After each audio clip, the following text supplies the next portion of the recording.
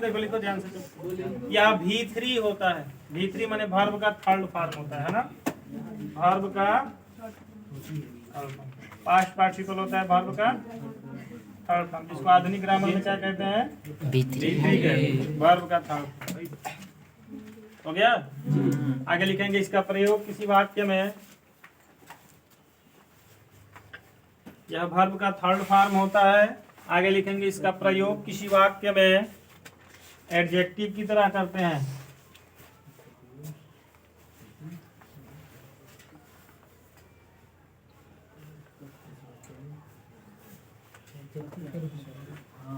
हो गया जी। इसका प्रयोग किसी वाक्य में एडजेक्टिव की तरह।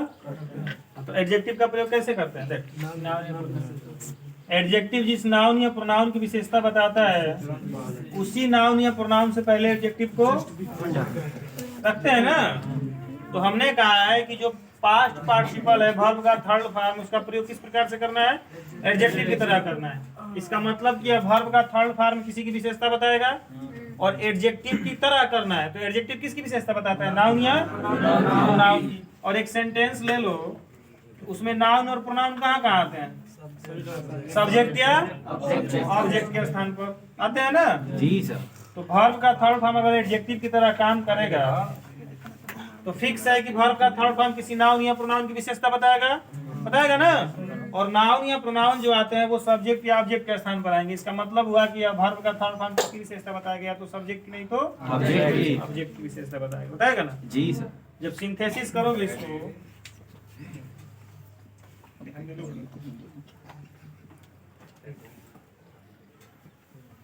अब मान लो यहाँ दो सेंटेंस दे दिएगा है ना भैया।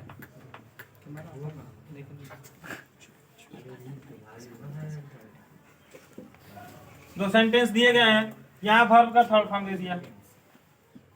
ठीक, अब यहाँ जो वर्ब का थर्ड फॉर्म दिया है ना, वो इस सेंटेंस के माने सेंटेंस नंबर 1 के सब्जेक्ट या ऑब्जेक्ट की विशेषता बताएगा। मैंने उस कार्य के बारे में बताएगा जो कार्य इसमें हुआ है फर्स्ट सेंटेंस में, उसके कार्य के बारे में सेंटेंस नंबर 2 में बताया जाएगा। और बताने वाला क्या होगा? वर्ब का। और जब हम सिंथेसिस करेंगे तो क्या करेंगे? अगर यह विशेषता सब्जेक्ट की बता रहा है तो इसको उठा के सब्जेक्ट से पहले लेकर चले आएंगे है ना।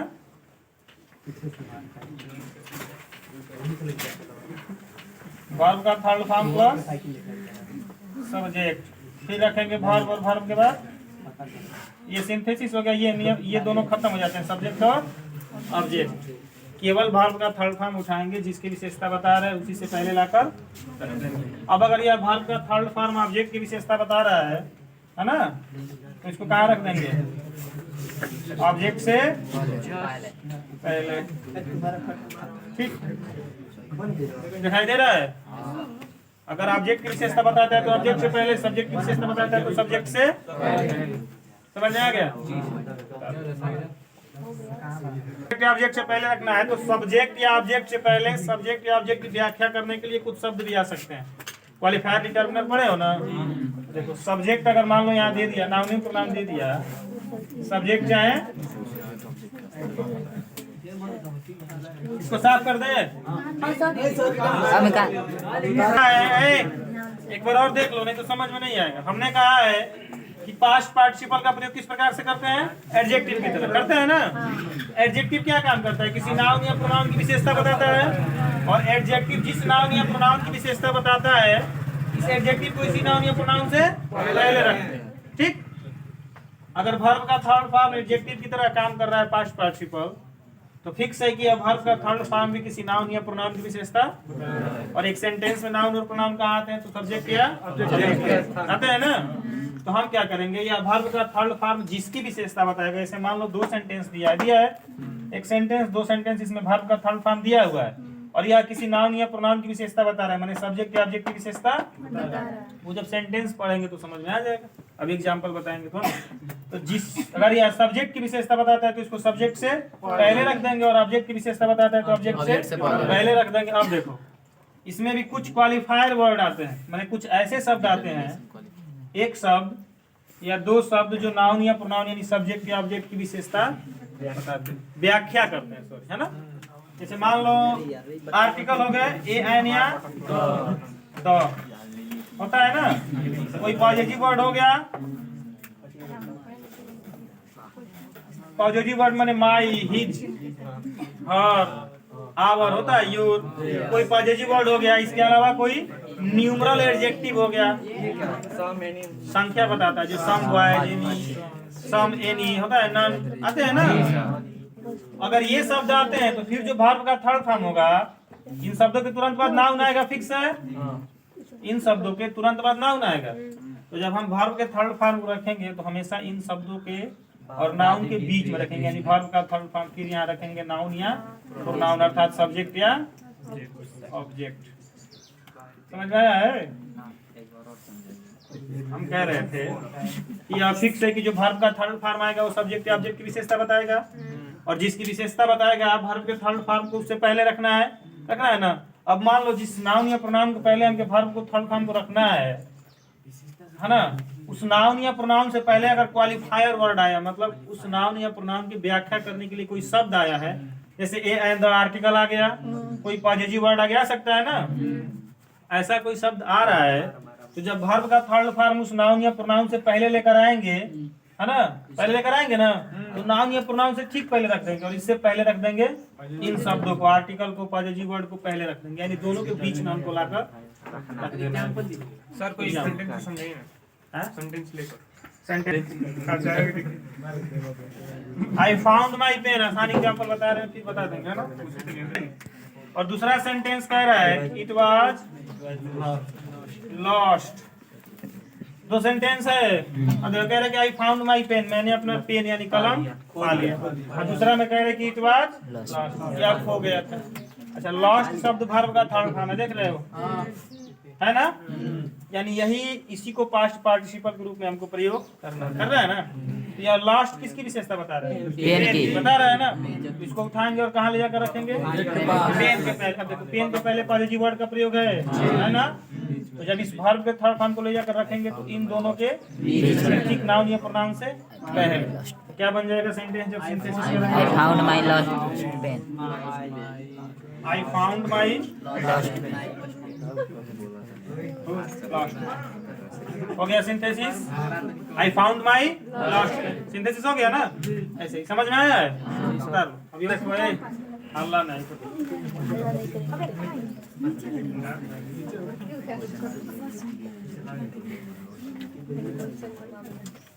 The child was lost, है ना। दूसरा सेंटेंस करे कि he was crying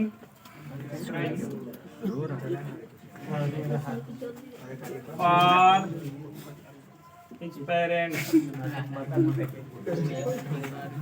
The child was lost, he was crying for his parents. बच्चा खो गया था, वो अपने माता पिता के लिए दो तरीके से इसको बना सकते हो, है ना। पहला तरीका दो तरीके से बना सकते हैं। पहला तरीका ये है, यह लॉस्ट किसकी विशेषता बता रहा है? चाइल्ड की। अब देखो चाइल्ड से पहले आर्टिकल है, इस लास्ट को लेकर कहाँ रखेंगे? दोनों साइड। क्या बन जाएगा? लॉस्ट। अब यहाँ से ही खत्म हो गया, क्या बचा? Was Crying for his parents.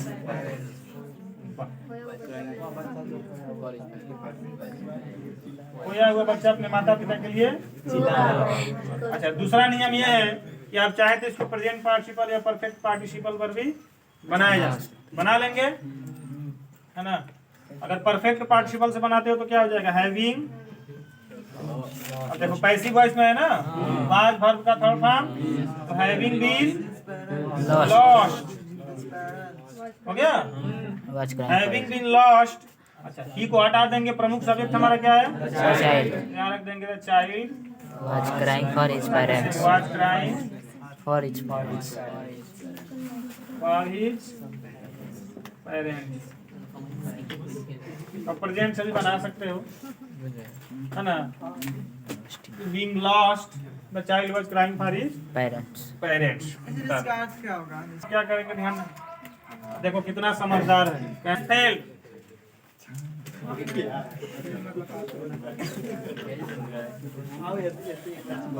He has failed हो गया। दूसरा सेंटेंस कह रहा है he heard the news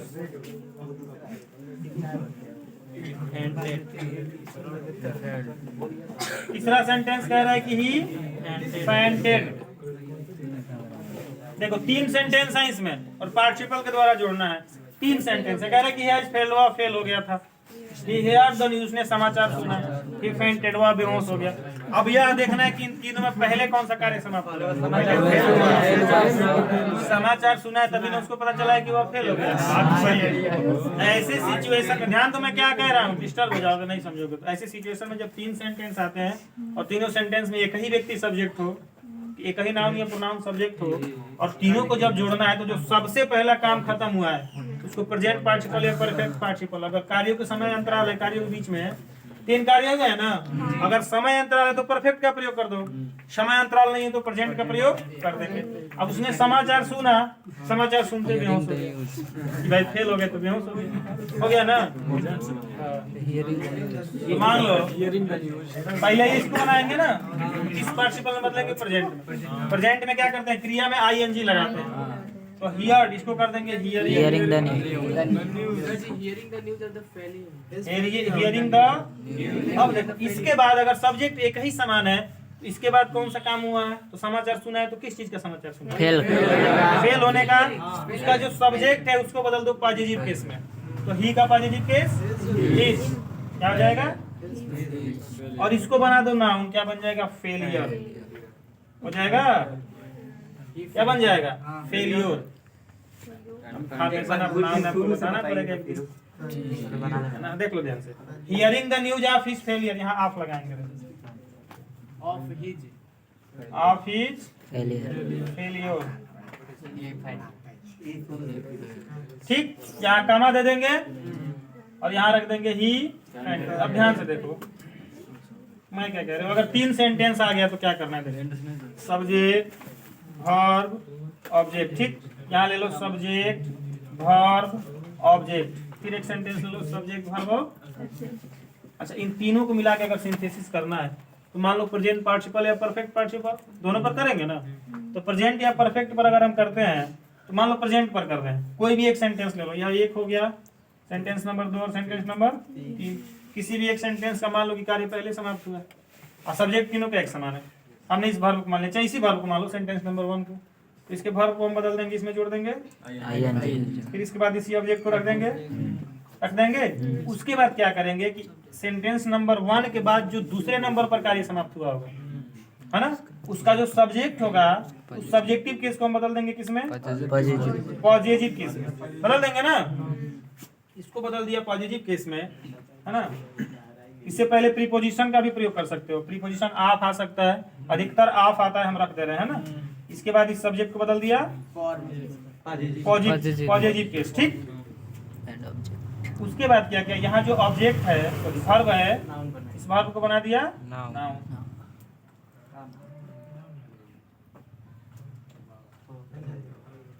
अब इसमें क्या जोड़ देंगे, REURE हो जाएगा। NESS भी जुड़ता है लेकिन URE जोड़ा जाता है। ठीक है, उसके बाद कामा देंगे और कामा के बाद सेम सेंटेंस या मैंने तीसरा सेम सेंटेंस वैसे ही। अब देखो, और इसी नियम पर समझ लो, जो पहले कार्य समाप्त हो, पहले कौन सा कार्य समाप्त हो, तो समाचार सुना ना, तो इसका जो वर्ब है इसको हमने बदल दिया प्रेजेंट पार्टिसिपल पर। हियरिंग हो गया, द न्यूज इसका ऑब्जेक्ट हो गया ना, हियरिंग द न्यूज, ऑफ रख दिया ना। अब क्या करेंगे, जो दूसरे नंबर पर कार्य समाप्त हुआ है, तो दूसरे नंबर पर कौन सा कार्य समाप्त हुआ है, फेल हुआ है ना। तो अगर फेल हुआ है तो इसका जो सब्जेक्ट होगा उसको बदल देंगे, किस केस में, हम पॉजिटिव, बदल दिए ना। उसके बाद इसको हम बना देंगे नाउन, फेलियर हो जाएगा, फेलियर बन गया। उसके बाद कामा देके जो लास्ट सेंटेंस है उसको वैसे ही उतार देंगे। अब इसका अर्थ ये हो जाएगा कि hearing the news of his failure, अपने फेल होने का समाचार सुनकर ही फेंटेड, हुआ बेहोश हो गया। हमारा एक सेंटेंस है, I finished my work, I shut the door, मैंने अपना कार्य समाप्त किया। आई शट द डोर, मैंने दरवाजा, मैंने अपना कार्य समाप्त कर लिया, यानी यह कार्य पूर्ण रूप से खत्म हो गया ना। आई शट द डोर, मैंने दरवाजा बंद किया। इसका मतलब कि परफेक्ट पार्टिसिपल लगेगा। क्यों लगेगा, क्योंकि पहला कार्य पूर्ण रूप से खत्म हो गया है, परफेक्ट पार्टिसिपल लगेगा। अब यह सेंटेंस एक्टिव में है कि पैसिव में है? एक्टिव में है। एक्टिव में है। तो पहले कौन सा कार्य समाप्त हुआ है? Finished my work. Finished my work. जब इसको बदलेंगे तो हो जाएगा having having finished my work. My work comma. उससे ऐसा उतार देंगे ऐसा ऐसा का तो जो बताया पहले वाले एग्जांपल बताइए ना, कौन? सारे विटनेस वाला हाँ बता दे रहे हैं वही। समझ नहीं क्या होता।